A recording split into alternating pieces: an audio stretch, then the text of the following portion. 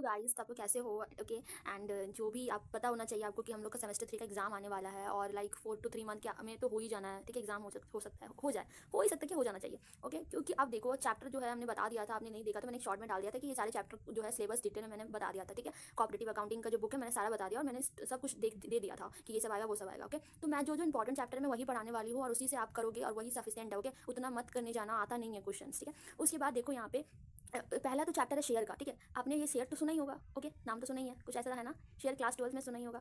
तो इसको क्या कर दिया ना कि इशू फॉरफिट ये सब सारे को कंबाइन कर दिया था। क्लास 12 में क्या था कि अलग अलग चैप्टर था और इसमें सब एक साथ दे दिया है। तो पहले तो हम शेयर को अच्छे से पढ़ेंगे क्योंकि शेयर से ही क्वेश्चन आ चुका है प्रीवियस में और इस बार भी आएगा। ओके, तो शेयर होता है क्या है, जो जितने भी कंपनी के कैपिटल्स होते हैं उसको डिवाइड कर देते हैं बेचने के लिए। यार जो शेयर होल्डर्स होते हैं वो ले लेते हैं कंपनी का शेयर, उसके बदले उसको पैसा दे देते हैं। कंपनी को पैसा की नीड होती है तो वो दे देते हैं, शेयर को बेच देते हैं और उसके वो ऑनर बन जाता है। कौन बनता है ऑनर? शेयर होल्डर बनता है उस कंपनी का ऑनर। ओके, मतलब कि जितना वो भाग लेता है उतना का वो ऑनर बन चुका होता है। ओके, तो शेयर के बारे में उतना डिटेल तो आप लोग को आना चाहिए। ओके, सभी को आता है शेयर के बारे में। और उसके बाद शेयर होते कितने तरह के, तो प्रेफरेंस शेयर्स और इक्विटी शेयर। मैं आपको अपने नोट से दिखाती हूँ किस तरह से मैंने मतलब आप सब समझाने के लिए मैंने ये तैयार किया था कि देखो the capital of a company is divided into a unit of small denomination, it is unit is called a share. Okay, क्या होती है, छोटा छोटा भाग में बांटा जाता है, उसको वो बेचता है। कौन बेचता है? कंपनी बेचता है शेयर होल्डर को। ओके, कंपनीज एक्ट के थ्रू, एक्ट 2030 एक्ट याद रखना आ चुका है, मतलब कि ऐसे पूछता है कंपनीज एक्ट वगैरह। शेयर टाइप्स होते कितने हैं, तो दो तरह के होते हैं, प्रेफरेंस और एक होता है इक्विटी। प्रेफरेंस शेयर क्या होता है, जिसमें रेट ऑफ डिविडेंड जो होता है वो फिक्स होता है और इसमें फिक्स नहीं होता है, कुछ इसकी डिफरेंट है। इसको डिफरेंट थोड़ा याद कर लेना बिकॉज शायद आ सकता है। ठीक है, डिविडेंड बिफोर इक्विटी डिविडेंड, उसके बाद डिविडेंड इज पेड आफ्टर। पहले पहले डिविडेंड इसको मिलता है लेकिन उसके बाद इसको मिलता है। नो वोटिंग राइट, इसको कोई वोटिंग राइट नहीं है और इसको वोटिंग राइट है, डिसीजन मेकिंग भी ले सकता है कंपनी का और ये नहीं ले सकता है। ओके, तो ये सारे डिफरेंट होते हैं और आपको अगर पता होना चाहिए कि जो कंपनीज होते हैं वो बहुत तरह के होते हैं, प्राइवेट, पब्लिक, ओपीसी। ओके, उसके बाद कितने कितने मतलब कि गारंटी वगैरह होते हैं, तो ये आपके काम का नहीं है बट आपको पढ़ना चाहिए, बीएसटी में था ऑब्वियसली। और आज कुछ एक बुक है लॉ वगैरह, उसके बारे में भी आपको जानना चाहिए क्योंकि यही सेमेस्टर 3 में ही वो बुक आने वाला है। मेरे को याद नहीं है वो नाम, बिजनेस प्रोसीड्यूर कुछ इस तरह का नाम था। ओके, तो कंपनीज की फीचर्स के बारे में बताया, तो कंपनीज एक्ट 2030 सभी को पता होना चाहिए। सेपरेट लीगल एंटिटी का मतलब क्या होता है, कंपनी अलग ऑनर अलग। ओके, उसके बाद यहाँ पर स्पेशल सक्सेशन होना चाहिए, कंटिन्यूअस में चलना चाहिए कि आपका कंपनी ऐसे रुकना नहीं चाहिए। ओके, कंपनी क्या है भाई, बंद होना ही नहीं चाहिए ऑब्वियसली। फिर लिमिटेड लाइबिलिटीज होती है। ठीक है, आप लोग कमेंट करके बताओ कि पार्टनरशिप का लिमिटेड होता है कि अनलिमिटेड लाइबिलिटीज होती है। ओके, उसके बाद यहाँ पे प्रमोटर वगैरह ये आपने होगा शायद सुना होगा इसमें बीएसटी बुक्स में, तो ये छोड़ दो अभी। ओके, अब बताती हूँ मैं आपको कि किस तरह का एंट्री होता है, किस तरह का क्या होता है यहाँ पे। ओके, तो मैं आपको एंट्री बताती हूँ। हाँ, पहले ये सुनो, ये क्या होता है कि इशू प्राइस। अब ये जो प्राइस इशू जो शेयर आप बेच रहे हो किस में कितने में बेच रहे हो, किस तरह से बेच रहे हो, तो तीन ही तरह से आप बेचते होंगे, एट पार में, एट प्रीमियम में और एट डिस्काउंट में। ओके, ये तीन तरह से हम लोग बेचते हैं बट एक एक्सेप्टेड केस है कि यहाँ पे जो एट डिस्काउंट होता है उसमें हम शेयर इशू नहीं करते हैं, सिर्फ प्रीमियम में करोगे, नहीं तो एट पार में। ठीक है, इसमें नहीं करोगे। हाँ, स्वीट इक्विटी शेयर होता है, उसमें ये वाला डिस्काउंट में अलाउड होता है, बाकी इशू में ऐसे इशू में नहीं होता है। ठीक है, तो आप डिस्काउंट में अलाउड नहीं कर सकते, तो क्वेश्चन भी नहीं आया है इसका। ठीक है, छोड़ दो अभी। ओके, तो ये एट पार में और एट प्रीमियम में आपको ध्यान रखना ज़्यादा। ठीक है, उसके बाद आते हैं हम एंट्रीज में।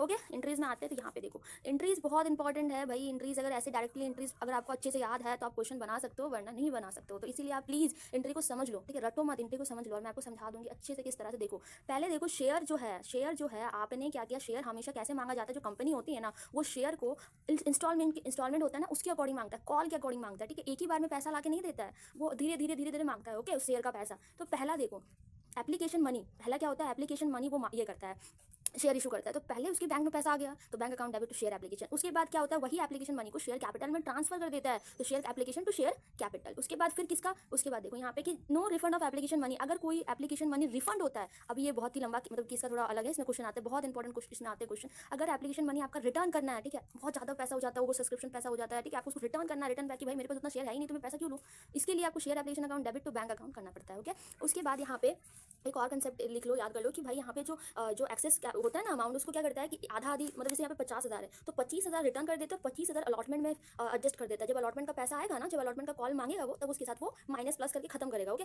तो उसीलिए यहाँ पे ऐसा दिखाया जाता है कि अलॉटमेंट में एडजस्ट कर देता है, तो उसका एंट्री होता है share application to share allotment. उसके बाद सेकंड एंट्री की बात करें तो अलॉटमेंट मनी मांगता है, share allotment to share capital, फिर आपका allotment money bank account to share. Okay, उसके बाद फर्स्ट कॉल मनी मांगता है तो यहाँ पे share first call to share capital. उसके बाद आपका फर्स्ट कॉल को ट्रांसफर करता है, फिर फाइनल कॉल को मांगता है, फिर उसको ट्रांसफर कर देता है, मतलब कि रिसीव कर लेता है। ओके, और कुछ एक्सपेंस वगैरह होता है तो उसको भी यहाँ पे लिखा जाता है। ठीक है, प्रीमियम एक्सपेंसेस होते हैं तो बैंक अकाउंट, क्योंकि उसका खर्चा है तो बैंक अकाउंट में लिख दिया। तो ये एंट्रीज आपको याद होनी चाहिए अच्छे से, या फिर आपको समझ लो, रट लो, कुछ भी कर लो, फिर आपको याद होनी चाहिए, तभी आप क्वेश्चन बना सकते हो। ओके, उसके बाद हम यहाँ पे पहला क्वेश्चन है कि एट पार में बोल दिया कि आपको जो इशू करना है वो किस में करना है, एट पार में करना है। ओके, एट पार में करना है। तो यहाँ पे देखो कि ये तो सिंपली आप बना लोगे, मैं आपको कुछ बड़ा क्वेश्चन लेती हूँ। ओके, ये सब तो आप बना सकते हो आराम से इजीली। ठीक है, मैं आपको ये वाला लेती हूँ 5 नंबर। या फिर मैं भी यही बता देती हूँ, क्योंकि ये वाला फिर अच्छे से फिर समझाना पड़ेगा, क्योंकि बहुत लंबा वीडियो चुका है। तो मैं एक क्वेश्चन ये बता देती हूँ किस तरह से होगा। देखो यहाँ पे Sten electronical limited was registered with a capital of 2 lakh divided into 20,000 equity share of 10, ठीक है। तो 2 लाख का है डिविडेंड, मतलब कि जो डिवाइड कितना में किया है, 20,000 करके 10 रुपये करके। टू ऑफर टू पब्लिक को ऑफर कर रहा है as all the share at par में, ओके, पार में कर रहा है as ₹2 per share on application, 3 for allotment, 3 for first call, 2 final call. All share were subscribe the public and payment were duly receive passes and necessary general entry, ठीक है। मैं premium की भी क्वेश्चन करवाऊंगी, वो भी बहुत इंपॉर्टेंट है। Premium भी कराऊंगी, रिजेक्टेड की कराऊंगी, कुछ मतलब एक एक करके कंसेप्ट में क्लियर कराऊंगी। पहले मैं एट पार में बता देती हूँ किस तरह से होगा। एट पार में हम लोग इशू कर रहे हैं, ठीक है। पहले कितना था आपके पास, 2 लाख का था ना, मतलब 20,000 का था, 20,000 का था, उसमें से 10 करो आप, मतलब कितना था यहाँ पे, ठीक है। आपका जो एप्लीकेशन मनी कितना मांगा, 1 मिनट, एप्लीकेशन मनी कितना है, एप्लीकेशन है आपका 3 रुपये, सॉरी 2 रुपये, एप्लीकेशन 2 रुपये है, अलॉटमेंट आपका 3 है, फर्स्ट कॉल आपका 3 है, और फाइनल कॉल आपका 2 है, ठीक है। फाइनल कॉल आपका कितना है, 2 है, ओके, ठीक है। टोटल 10 हो गया, 2 5 5, ठीक है। एप्लीकेशन मनी 2 है, मतलब कि 20,000 का 2 रुपीज़ कितना होता है, 2 रुपीज़ कितना होता है, 20,000 को 2 से इंटू करो 40,000, तो ठीक है। आपको एंट्री आ जाना चाहिए इस तरह से bank account to share equity share. उसके बाद फिर इसको ट्रांसफर करोगे आप। उसके बाद अलॉटमेंट मनी में कितना मांगा था, 3 रुपये करके मांगा था, 20,000 इंटू 3 16,000, फिर इसको क्या क्या रिसीव कर लिया। उसके बाद फर्स्ट कॉल मनी कितना मांगा था, 3 रुपये मांगा था, तो फिर आप 3,000, मतलब सॉरी 20,000 इंटू 3 करोगे 60,000 करके। फिर आपको फाइनल मनी कितना मांगा था, 2 रुपये करके, तो फाइनल को सेकंड कॉल मनी कितना मांगोगे, 20,000 इंटू 40,000 रुपये मांग लोगे, ओके। पहले तो आप ड्यू करोगे, उसके बाद फिर आपको रिसीव करना है, तो ये आपकी एंट्रीज हो गई, ओके। आपकी सारी एंट्रीज हो गई, इस तरह से एंट्रीज बनेगी, ओके। डेट पर्टिकुलर ये सब लिखने के बाद, और ये मैंने डेट नहीं लिखा, आप लिख सकते हो डेट, अगर इसमें डेट हो शायद नहीं था, ओके। तो एप्लीकेशन मनी ऐसे मांगा है। सो अगर आपको वीडियो अच्छी लगी तो प्लीज लाइक सब्सक्राइब कर दो, एंड मैं आपको इंपॉर्टेंट चैप्टर के सारे डिटेल कंसेप्ट आपको देने वाली हूँ, क्योंकि बहुत जल्दी एग्जाम आने वाला है, ओके। सो बाय बाय।